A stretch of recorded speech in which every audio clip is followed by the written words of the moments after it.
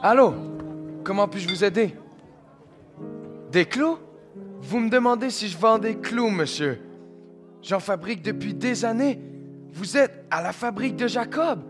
C'est moi qui fabrique les meilleurs clous dans tout Jérusalem. Évidemment, comme n'importe quel marchand de clous. J'ai des clous de toutes les tailles. J'en ai des gros, j'en ai des plus petits. Pour les travaux plus spécifiques, peut-être, aurez-vous besoin de clous pour travailler le bois ou des clous pour casser la roche. Ah, mais si vous êtes un fin connaisseur, vous serez certainement intéressé par mes clous de fantaisie, des clous en or, les meilleurs clous de tout l'Empire romain.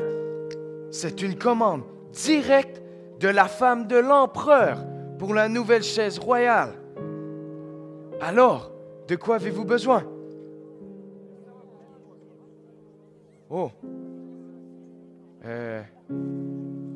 des clous de crucifixion, vous avez dit.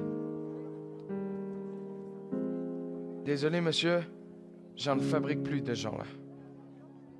Pourquoi? C'est une longue histoire. Vous voulez l'entendre? Vraiment? Bon, d'accord. Vous savez, il n'y a pas si longtemps, les clous de crucifixion, c'était ma spécialité. Je les fabriquais solides, plus qu'aucun autre, et efficaces en plus. Je fournissais même mes clous pour toutes les légions romaines, et ses armures aussi. Au printemps dernier, un vendredi, un soldat est arrivé à ma boutique, tout essoufflé. Il m'a dit que son centurion l'envoyait acheter 9 clous de crucifixion. Et il a ajouté qu'il y aurait une grande crucifixion de dernière minute ce jour-là.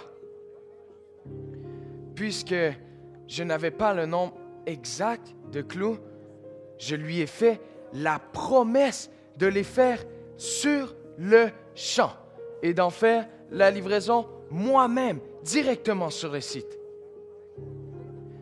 Bon, normalement, je n'assiste pas aux crucifixions. Je trouve ça trop cruel, trop violent. Et puis, la vue du sang, ça me rend malade. Mais là, j'avais vraiment besoin de cet argent. Et c'était une urgence. Alors, Vous comprenez? Lorsque j'ai eu terminé de fabriquer mes clous, je me suis rendu au sommet de la colline, sur le mont Golgotha, pour les remettre au centurion. Une fois sur place, j'ai vu une grande foule agitée. J'ai dû jouer du coude pour me frayer un chemin à travers la foule. Les gens criaient à tue-tête et ils avaient l'air en colère. Et moi, je ne savais pas pourquoi. Je ne faisais que mon travail. Tout ce que je voulais, c'était retourner à ma boutique le plus rapidement possible. Après plusieurs minutes, j'ai aperçu le centurion au sommet de la colline et je me suis approché pour lui remettre les clous. Mais lorsque je me suis retourné pour partir, j'ai vu l'objet de leur mépris, l'objet de leur colère. C'était le fils de Joseph, le charpentier de Nazareth, Jésus. Et il allait se faire clouer sur une croix. Jamais de toute ma vie, je n'ai vu un homme aussi brutalisé. Ses yeux étaient bouffis. Il avait des bleus partout sur le visage. Les soldats lui avaient enfoncé une couronne d'épines sur la tête. Son dos, la peau était déchiquetée à cause des coups de fouet qu'il avait reçus. Partout, sur sa tête, sur sa poitrine, sur ses jambes, du sang et du sang. Son corps était une immense plaie ensanglantée. Je vous le raconte et j'en tremble encore. Je me suis alors demandé pourquoi le crucifier, lui? Vous savez, monsieur, je suis convaincu que vous avez déjà entendu parler de Jésus. C'est bien connu. Jésus, il était bon avec les enfants. Il guérissait des malades. Il nourrissait des foules entières avec presque rien. Il chassait des démons. Et il a même ressuscité la fille du chef de la synagogue et Lazare de Béthanie en plus. Ce Jésus, je vous l'assure, c'était un homme qui faisait du bien partout où il allait. Mais alors, pourquoi le crucifier? J'entendais la foule lui crier des insultes et se moquer de lui. Les grands chefs religieux, comme les gens du peuple. Mais lui, il ne disait rien. Pas un mot. Pas un mot. Même lorsqu'ils lui ont percé les mains avec mes clous. Et moi, je suis resté là tout l'après-midi. Puis, les soldats m'ont poussé et ils ont levé la croix, debout, devant moi. Et je suis resté là, tout l'après-midi. À la fin, Jésus a ouvert la bouche. Mais avant, il a regardé la foule, ceux qui l'avaient insulté et torturé, ceux qui lui avaient craché au visage, ceux qui l'avaient renié et ceux qui l'avaient percé avec mes clous. Et il m'a regardé aussi. Et il a dit: Père, pardonne-leur, car ils ne savent ce qu'ils font. Tout à coup, je me suis senti comme si quelqu'un venait de me donner un coup de poing en pleine poitrine. J'avais mal, ici au cœur. C'était trop. Je suis alors tombé à genoux. Ça criait dans ma tête. Ça criait.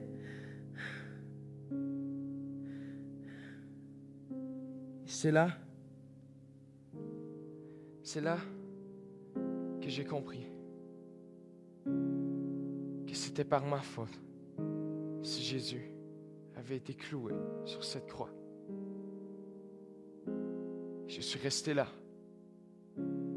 longtemps jusqu'à ce qu'il rende son dernier souffle.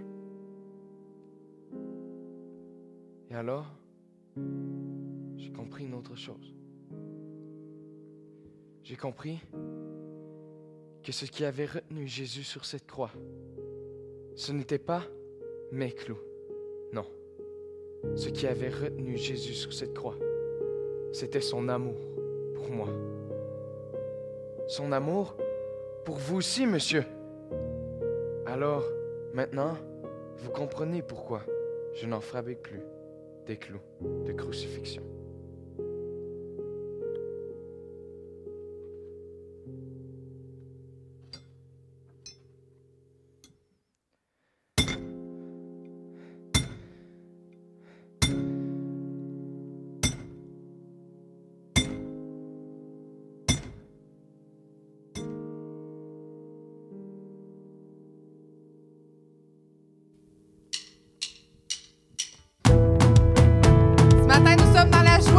Car nous célébrons notre Rédempteur ressuscité. Levez-vous, chantez avec nous.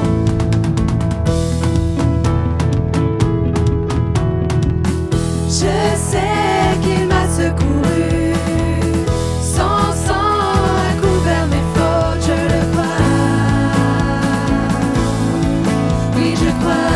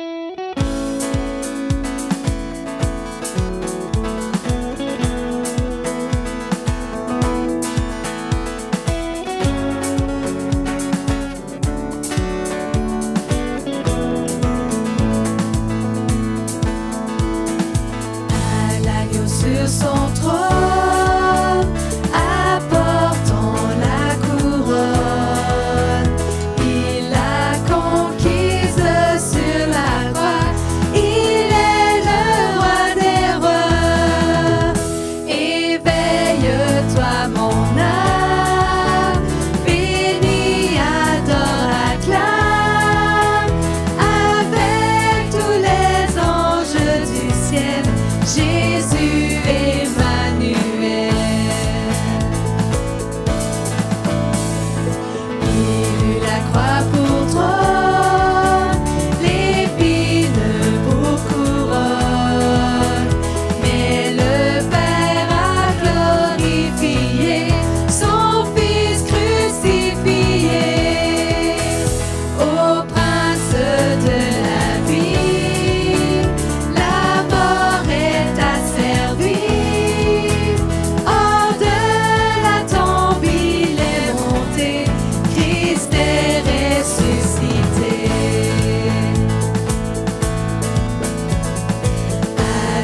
tous les trônes et toutes les couronnes.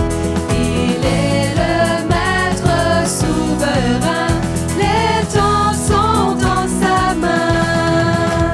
Rendons l'honneur suprême à celui qui nous aime et qui revient victorieux pour nous ouvrir les yeux. Et qui revient victorieux pour nous ouvrir les yeux.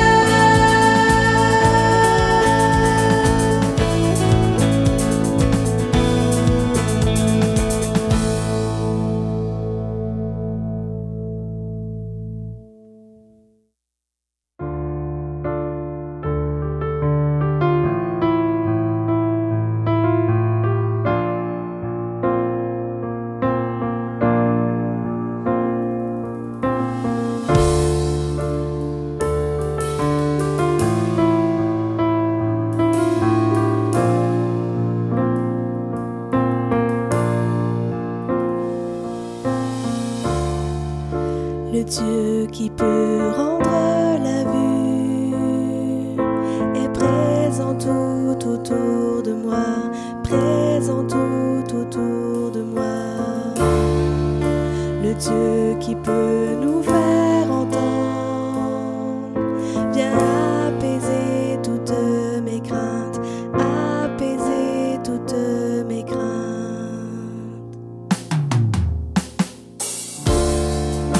Le Dieu qui peut rendre la vue est présent tout autour de moi, présent tout autour de moi.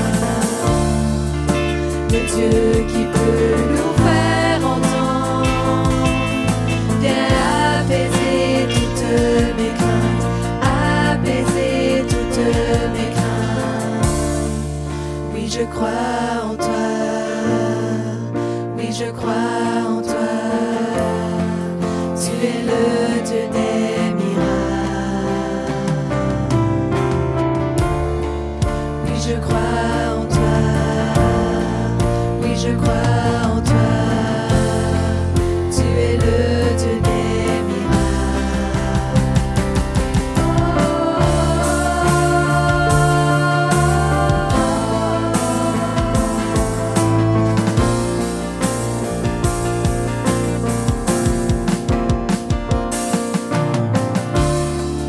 Celui qui défie l'impossible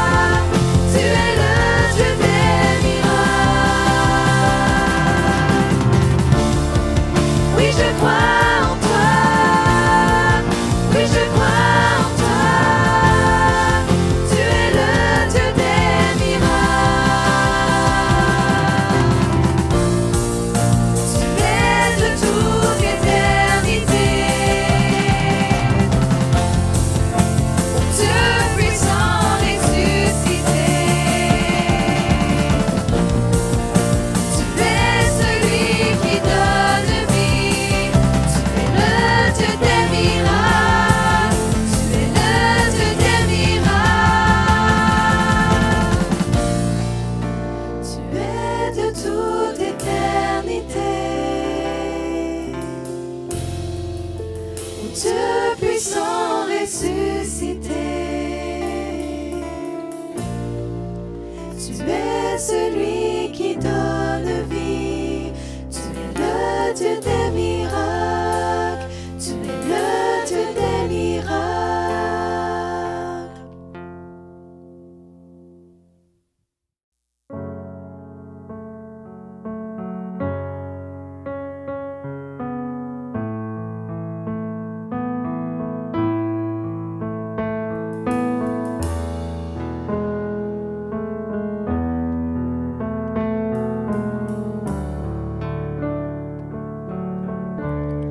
J'ai cet espoir, tel une encre pour mon âme, dans la tempête, je m'appuie sur toi, dans ton amour, toutes mes craintes disparaissent. En toutes choses, j'ai confiance en toi. Mon espoir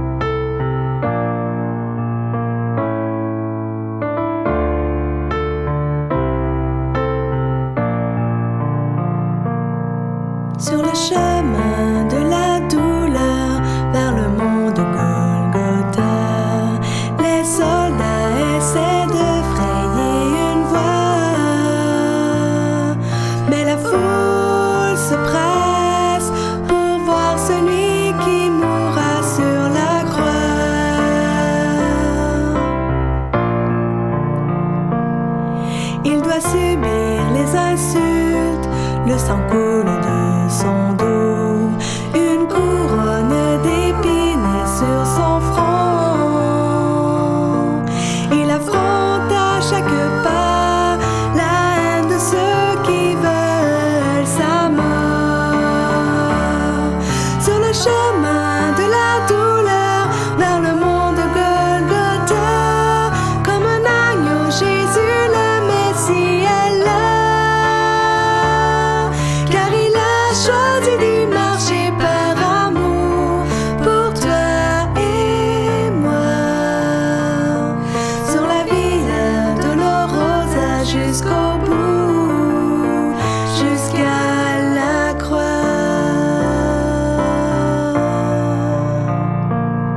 Sur le chemin de la douleur vers le mont de Golgotha, les soldats essaient de frayer une voie, mais la foule se presse pour voir celui qui mourra sur la croix. Sur le chemin de la douleur vers le mont de Golgotha, comme un agneau, Jésus le Messie est là, car il a choisi d'y marcher par amour pour toi et moi. Sur la Via Dolorosa jusqu'au bout, jusqu'à la croix. Son sang qui purifie et qui nous donne la vie a coulé sur le sol de Jérusalem.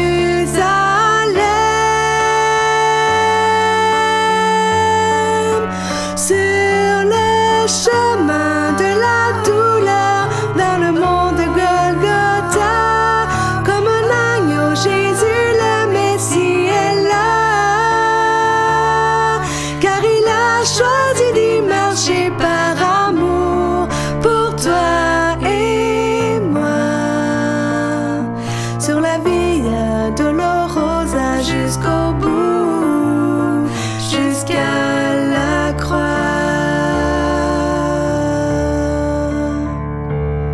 Sur la Via Dolorosa jusqu'au bout, jusqu'à la croix.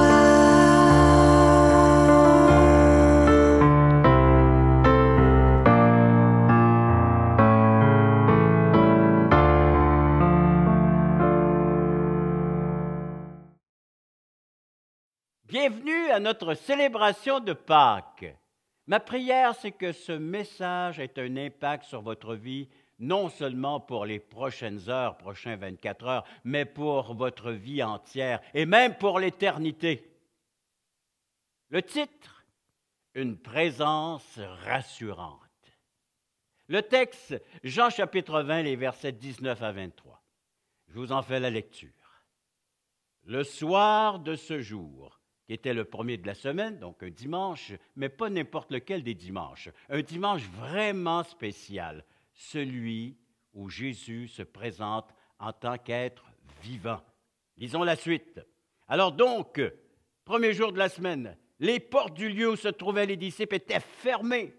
Je pourrais même rajouter verrouillées, à cause de la crainte qu'ils avaient des Juifs. Les autorités qui venaient de faire l'arrestation de Jésus, Jésus qui passe en jugement, condamné, exécuté, crucifié, enseveli, et ça fait 3 jours. Et les temps passent, et les disciples sont enfermés dans ce lieu. Mais voilà que Jésus vint se présenter au milieu d'eux et leur dit « La paix soit avec vous ». Et quand il eut dit cela, il leur montra ses mains et son côté, et les disciples furent dans la joie en voyant le Seigneur. Jésus leur dit de nouveau, « La paix soit avec vous. » Comme le Père m'a envoyé, moi aussi je vous envoie. Après ces paroles, il souffla sur eux et leur dit, « Recevez le Saint-Esprit. » Ceux à qui vous pardonnerez les péchés, ils leur seront pardonnés. Et ceux à qui vous les retiendrez, ils leur seront retenus. Il est bon d'avoir une personne sur laquelle on peut compter en tout temps.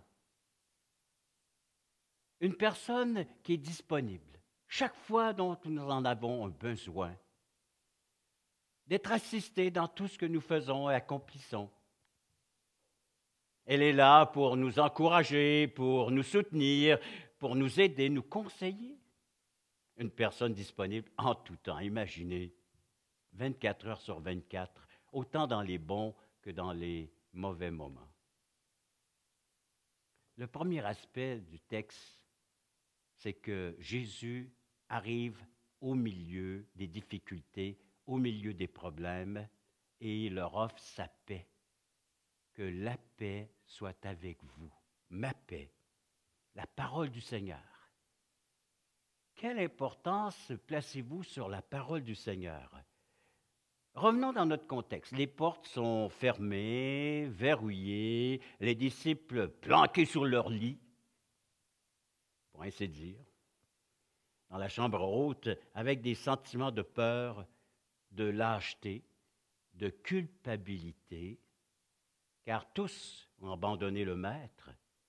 Ils vivent de l'anxiété, l'angoisse d'être à leur tour abandonnés, tout en vivant la persécution. De l'autre côté de la porte, qui est verrouillée, se trouve de la haine. De la haine parmi les autorités qui subsistera, et comme nous allons voir plus tard dans notre lecture, dans le livre des Actes, et les disciples vont accomplir leur service malgré le fait qu'il y a de l'opposition.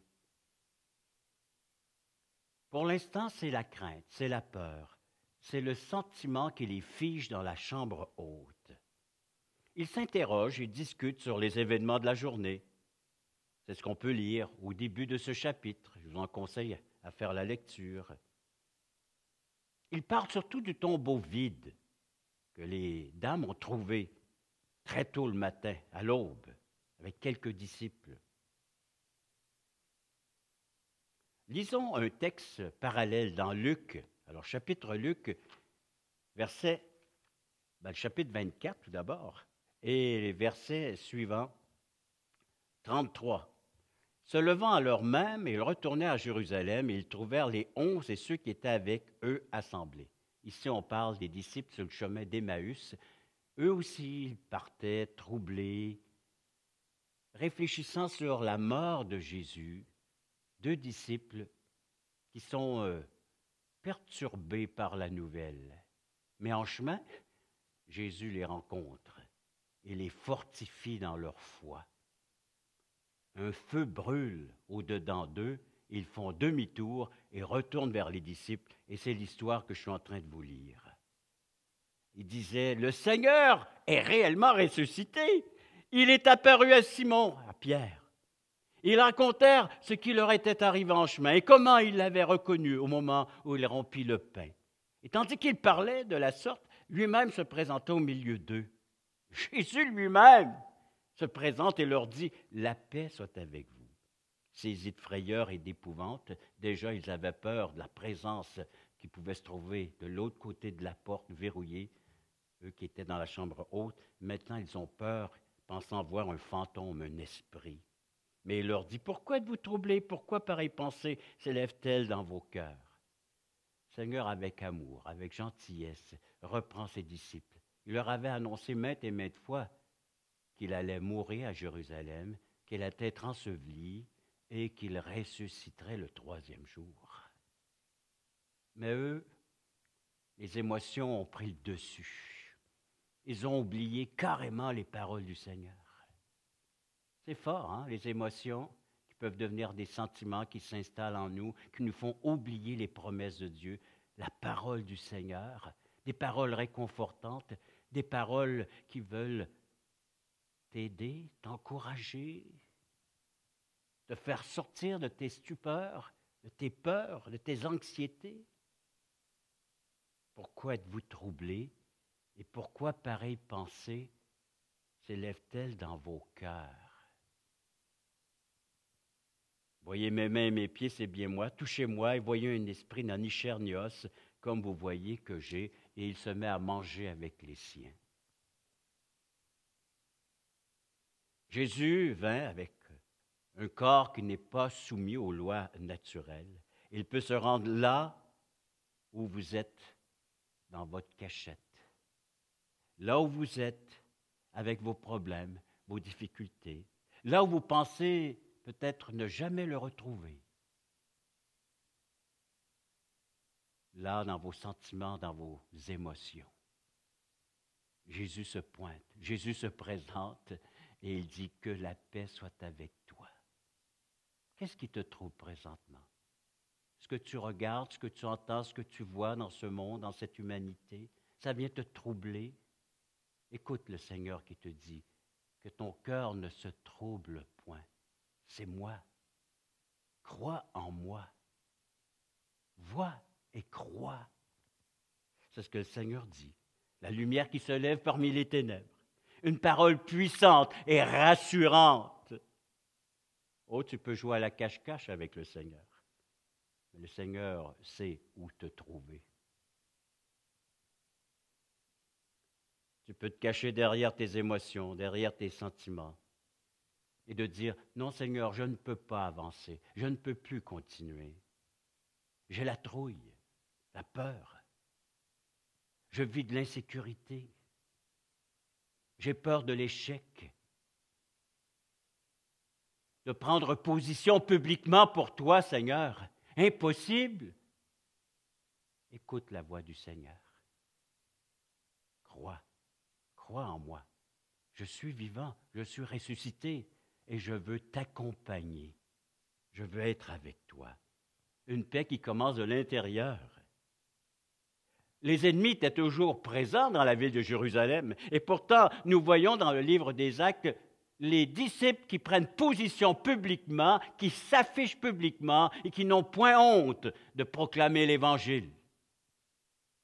Une paix qui chasse les craintes et conduit à la joie. Revenons à notre texte, avez-vous remarqué? Et quand il lui dit cela, que la paix soit avec vous, il leur montra ses mains et son côté, et les disciples furent dans la joie en voyant le Seigneur. Le voir par la foi, le voir se manifester dans nos vies. Et une paix qui n'est pas comme le monde, qui ne dépend pas de ce monde. Une paix qui donne vraiment des résultats de la joie. Dans Jean chapitre 14, le Seigneur va dire à ses disciples que votre cœur ne se trouble point, ne s'alarme point. Et plus tard, dans le même contexte de Jean 14, il va dire, je vous donne ma paix, je vous laisse ma paix, que votre cœur ne se trouble point. Parole puissante. Le Seigneur peut calmer notre esprit et rassurer notre cœur. Il leur apporte la paix sur le terrain ennemi, la paix qu'il vient d'obtenir pour eux à un si grand prix. Au dehors, le monde et son agitation, la haine, la mauvaise conscience, et qu'ils essaient de se camoufler ou de se trouver une paix dans la religion. Et au-dedans, dans cette chambre haute, le Seigneur qui est avec les siens et qui les rassure. Quel merveilleux tableau de cette première assemblée autour du Seigneur. Qu'est-ce qui est pratique pour nous dans tout cela? Bien, le Seigneur veut te rassurer par sa parole. Il veut être pour toi une présence rassurante par sa parole. Devant les portes closes, devant tout ce qui vient troubler ton âme, devant ce qui ôte ou empêche la paix de Dieu de se manifester, le Seigneur confronte tes peurs, confronte tes émotions et tes sentiments. Il est là, présent. Écoute-le, prête attention à sa voix douce et calme. Au seuil des épreuves que tu peux vivre, des peurs, des inquiétudes, des rancunes, des blessures, tout ce qui vient troubler tes relations avec tes semblables, avec les autres. Tout ce qui te renferme dans ton petit monde de crainte, ces portes closes qui t'empêchent d'aller vers la maturité spirituelle et de connaître le vrai bonheur, une relation intime et personnelle avec Jésus. Mais ces portes n'empêchent pas le Seigneur d'agir. Il y a de l'espoir pour celui qui croit. Ne crains pas d'en parler au Seigneur afin de bénéficier de sa paix. Un deuxième aspect que je vois dans ce texte, c'est ses plaies. Il leur montre ses plaies. Et un peu plus tard, une semaine plus tard, toujours dans le chapitre 20 de l'Évangile selon Jean, il va les montrer à Thomas, verset 24. Thomas, appelé Didyme, l'un des 12, n'était pas avec eux lorsque Jésus vint, donc la semaine passée. Et les autres disciples lui dirent donc, « Nous avons vu le Seigneur !» Mais il leur dit, « Si je ne vois dans ses mains la marque des clous, et si je ne mets mon doigt dans la marque des clous, et si je ne mets ma main de son côté, je ne croirai point. » 8 jours après, les disciples de Jésus étaient de nouveau dans la maison, et Thomas se trouvait avec eux. Jésus vint. Encore une fois, les portes étaient fermées. Se présente au milieu d'eux et dit, « La paix soit avec vous. » Le même message. Tant aussi longtemps que tu ne bénéficieras pas de la paix, il va te dire, ben, la paix soit avec toi. Il va te l'offrir, sa paix. Et puis il dit à Thomas, avance ici ton doigt et regarde mes mains, avance aussi ta main et mets-la dans mon côté et ne sois pas incrédule, mais crois. Jésus confronte l'incrédulité de Thomas. Et Thomas lui répondit, mon Seigneur et mon Dieu. Et Jésus lui dit, parce que tu m'as vu, tu as cru. Heureux ceux qui n'ont pas vu et qui ont cru. En montrant ses mains et son côté, le Seigneur apportait la preuve par excellence qu'il était bien celui qui avait été crucifié. Mais la preuve de quoi? Ben, la preuve de tant d'amour. Jésus s'est offert pour ses disciples.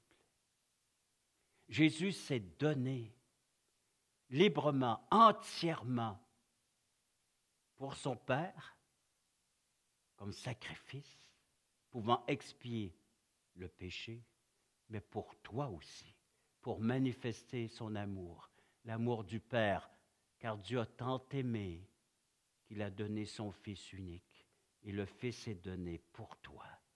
Et voilà pourquoi que ces plaies ont une valeur inestimable. Quelle valeur donnes-tu au sacrifice de Jésus? Quelle valeur as-tu à l'égard de ces clous qu'il a reçus dans ses mains percées, ses pieds, cette lance, ces épines? Quelle valeur ont-elles ces souffrances à ton égard? La marque des souffrances de la croix identifie le Seigneur. Nous lisons dans Zacharie, et ça c'est dans le futur, Zacharie chapitre 11, je crois que c'est là. Oh non, chapitre 12 et verset 10. Alors je répandrai sur la maison de David et sur les habitants de Jérusalem un esprit de grâce et de supplication, un esprit de bonté, et que les habitants de Jérusalem vont supplier Dieu.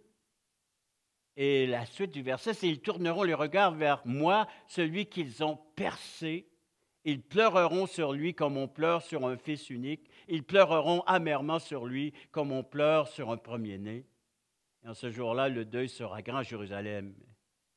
Ils reconnaîtront celui qu'ils ont percé. » Et jusque dans l'Apocalypse, nous voyons dans Apocalypse chapitre 5, un cantique sera chanté en l'honneur de l'agneau de Dieu qui a été immolé. Ces plaies marquent l'histoire de l'humanité. Elles marquent l'histoire d'Israël. Elle marque l'histoire du futur et même de l'éternité de chacun d'entre nous et d'entre vous. Saisir par la foi toute la portée de ces marques, de ce que Jésus a accompli à la croix pour toi. Le fait d'accepter par la foi ce sacrifice qui te libère de la condamnation éternelle, de la puissance du péché et te permet maintenant de profiter à l'instant même de la présence de Dieu dans ta vie. Un Jésus, un merveilleux Sauveur et Seigneur de ton existence et de ton éternité, par grâce, par bonté de la part de Dieu. Et tu pourras te retrouver dans ce texte de l'Apocalypse chapitre 5 en train de chanter ce nouveau cantique avec les anges et tous ces êtres célestes.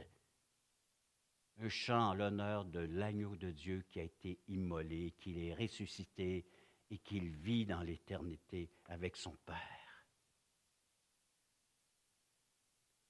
Les disciples pouvaient éprouver de la joie en voyant le Seigneur ce jour-là, ce premier dimanche. Mais nous aussi, nous pouvons bénéficier de cette œuvre et nous en réjouir, de savoir que nous sommes pardonnés une fois pour toutes et que nous avons l'assurance de la vie éternelle. Ces plaies du crucifié et du ressuscité, puisque ici, dans le contexte, c'est le ressuscité qui montre ses plaies à ses disciples, ouvrent les portes du ciel. Sans la présence de la valeur de ces plaies, les portes du ciel demeurent verrouillées pour celui qui ne croit pas en ce sacrifice. Voilà pourquoi que nous sommes encouragés aujourd'hui par les textes à placer une entière confiance dans l'œuvre du Seigneur Jésus-Christ. Tu veux que le ciel s'ouvre pour toi? Maintenant, mets ta foi dans les plaies, dans le sacrifice de Jésus, le ressuscité. Sinon, tu seras séparé de Dieu, de sa maison, de sa demeure, de ses bons soins, et cela éternellement. Qu'est-ce qui est pratique dans tout ça? Mais de reconnaître qu'en dans le sacrifice de Jésus, c'est la bonté de Dieu pour toi. Que c'est la preuve de sa fidélité, de l'accomplissement de ses promesses, de sa parole et de son amour envers le Père et envers ses disciples. D'assurer par son œuvre, son sacrifice, son don d'amour, par la valeur de ses plaies, que tu pourras vivre éternellement avec lui. Dans Philippiens chapitre 3, verset 10, il est écrit, Philippiens 3, 10, écoutez ce que l'apôtre Paul dit. Ainsi je connaîtrai Christ et la puissance de sa résurrection et la communion de ses souffrances en devenant conforme à lui dans sa mort pour parvenir, si je puis, à la résurrection d'entre les morts. Voyez-vous, Paul était attaché aux souffrances de Christ. Il vivait jour après jour, sachant que c'est par ces souffrances qu'il peut maintenant vivre. C'est par la vie que Christ a accordée, lui a donnée, qu'il peut vivre sa vie chrétienne. Il porte les souffrances de Christ avec l'espérance d'un jour d'être ressuscité avec lui, avec le Christ. Il va dire la même chose un peu plus loin, dans d'autres de ses lettres. Mais allons voir l'apôtre Pierre. Pierre aussi avait cette espérance dans 1 Pierre chapitre 4 et verset 13. 1 Pierre 4, 13, il nous est dit « Réjouissez-vous au contraire de la part que vous avez aux souffrances de Christ, afin que vous soyez aussi dans la joie et dans l'allégresse lorsque sa gloire apparaîtra. » Une seule façon de participer à la gloire de Dieu, de participer à ce bonheur éternel, c'est d'accepter les souffrances de Christ pour le salut de ton âme. Le seul moyen de pouvoir échapper aux peines éternelles. Pierre l'a fait, Paul l'a fait, et tu es invité à le faire, à marcher jour après jour dans la mémoire des souffrances de Christ pour le salut de ton âme, afin de pouvoir espérer et de vivre pleinement la résurrection lorsque Dieu nous révélera à cette humanité déchue, perdue, comme étant sa gloire et participant à sa gloire. Et un troisième aspect que je vois dans le texte que nous sommes en train de lire dans Jean chapitre 20, c'est que le Seigneur donne de son esprit. Revenons à notre texte dans Jean chapitre 20 et verset 21. Jésus leur dit de nouveau, « La paix soit avec vous. Comme le Père m'a envoyé, moi aussi je vous envoie. » Alors nous sommes tous des envoyés. Tous les disciples de Christ sont envoyés. Pourquoi? Après ces paroles, il souffla sur eux, leur dit, « Recevez le Saint-Esprit. » Alors il va les équiper pour accomplir cette mission, cette tâche. Et la voici cette tâche. Ceux à qui vous pardonnerez les péchés, ils leur seront pardonnés. Et ceux à qui vous les retiendrez, ils leur seront retenus. Comment on fait ça? Dans Luc, nous revenons dans Luc 24, on a les détails. Alors lisons Luc 24 et poursuivons la lecture du chapitre 24, verset 44. Puis il leur dit, c'est là ce que je vous disais lorsque j'étais encore avec vous, qu'il fallait que s'accomplisse tout ce qui est écrit de moi dans la loi de Moïse, dans les prophètes, dans les psaumes. Alors, il leur ouvrait l'esprit afin qu'ils comprennent les Écritures et leur dit, « Ainsi, il est écrit que le Christ souffrirait et qu'il ressusciterait des morts le troisième jour et que la repentance et le pardon des péchés seraient prêchés en son nom à toutes les nations, à commencer par Jérusalem. Vous êtes témoins de ces choses. » Le Seigneur donne une grande, très grande responsabilité à ses disciples. Il leur dit qu'il leur donne l'autorité de remettre ou à pardonner les péchés. À remettre leurs péchés signifie avoir l'autorité de déclarer aux hommes que leurs péchés sont pardonnés quand ils acceptent le message de Jésus, l'Évangile.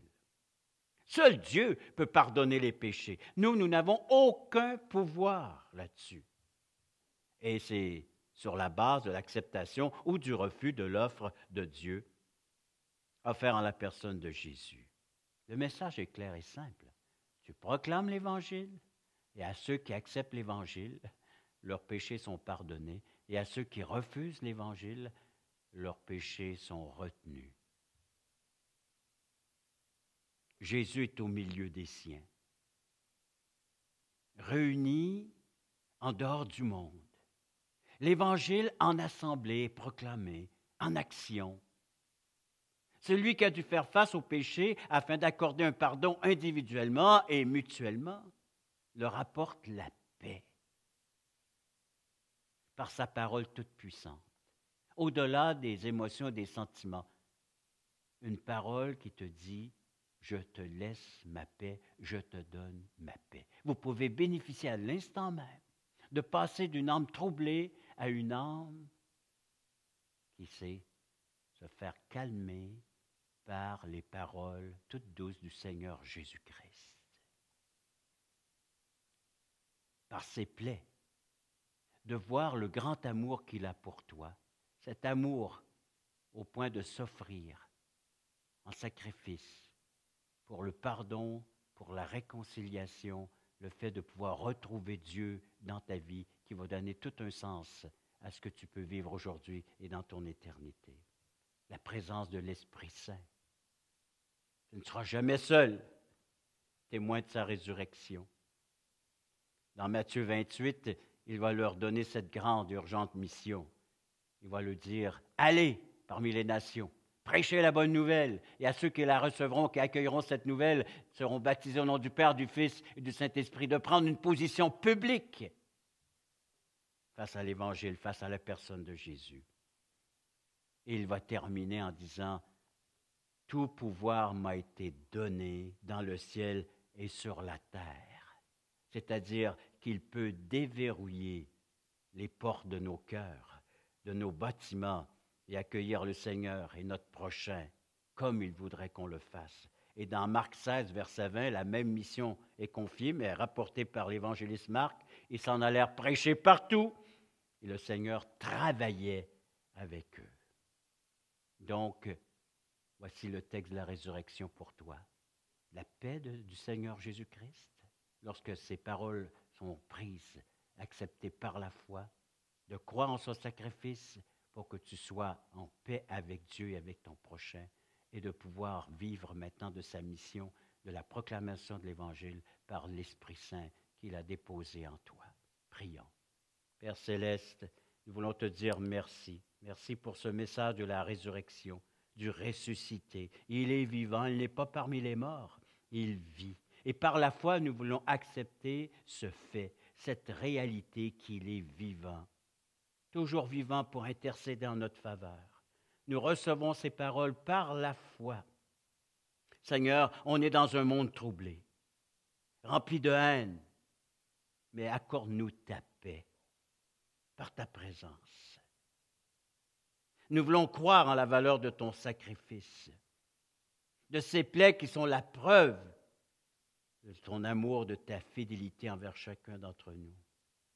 Et nous voulons vivre par l'Esprit, cet Esprit que nous recevons lorsque nous nous repentons de nos péchés et que nous nous tournons vers ton Fils, nous recevons ce cadeau qui est la vie éternelle. Seigneur, que nous puissions vivre pleinement de cette réalité de la paix, de la valeur de ton sacrifice et de l'Esprit qui vit dans la vie, dans le cœur des croyants, de laisser Christ s'exprimer parmi nous. On te le demande au nom de Jésus, nous disons Amen.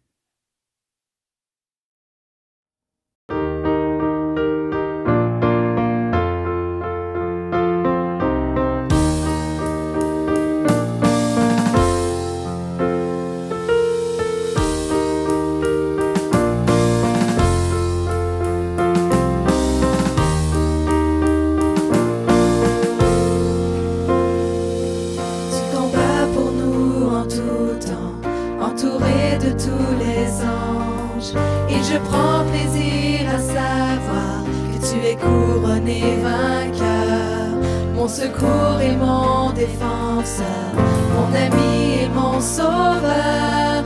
Par ta grâce je vis, j'existe pour t'adorer. Quand j'entends louer ta grandeur, devant toi je me prosterne, et la peur se tait devant toi.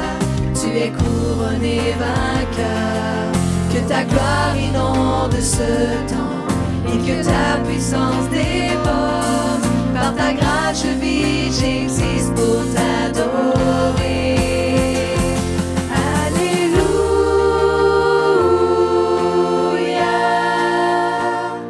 tu as triomphé, tu as triomphé.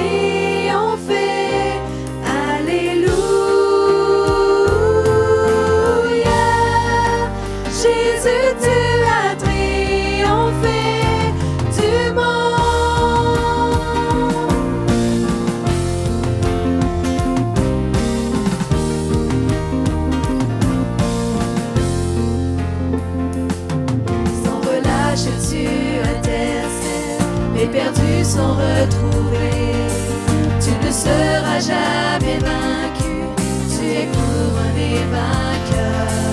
Oh Jésus, tu es le Messie, l'espérance du monde entier. Par ta grâce je vis, j'existe pour t'adorer.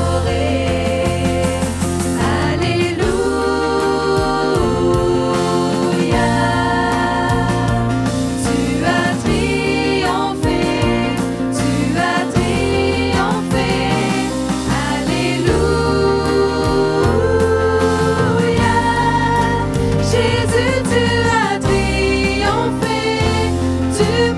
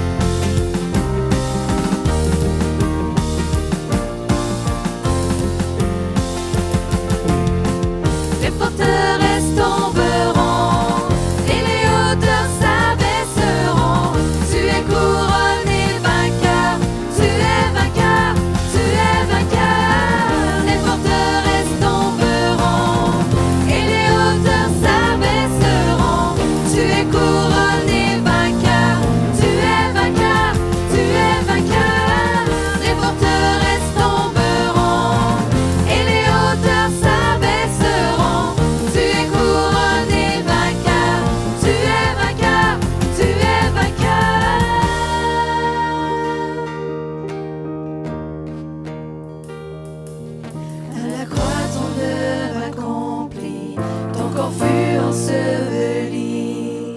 La mort n'a pu te retenir, tu es couronné vainqueur.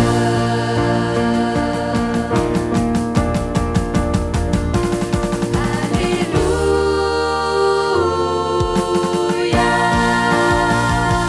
tu as triomphé, tu as triomphé. Alléluia,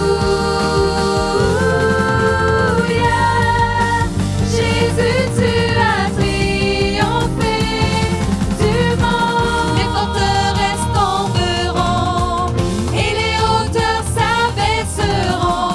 Tu es couronné vainqueur, tu es vainqueur, tu es vainqueur. Les forteresses tomberont et les hauteurs s'abaisseront. Tu es couronné vainqueur, tu es vainqueur, tu es vainqueur. Les forteresses tomberont et les hauteurs s'abaisseront. Tu es couronné vainqueur, tu es vainqueur, tu es vainqueur.